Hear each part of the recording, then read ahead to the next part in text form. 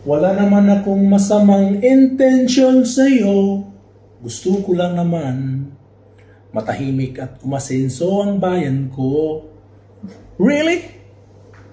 Umiksi na naman yung ating bagong superhero. Pati matanda pinatulan. Anyway, we'll just let them do their job.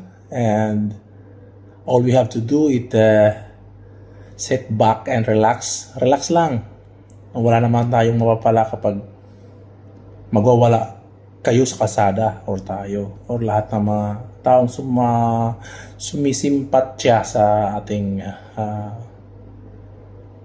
dating presidente. So hopefully hindi to part ng dirty politics sa atin, at sana ikakabubuti ito or ikakaliwanag kung mayroong mga katiwalian na nangyari during his previous administration. So relax lang, guys.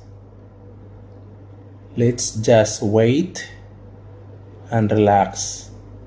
If may time come that the hell will broke loose, then hopefully the government is ready not to escalate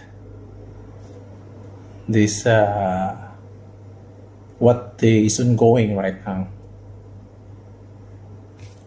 Ingat. Bye-bye.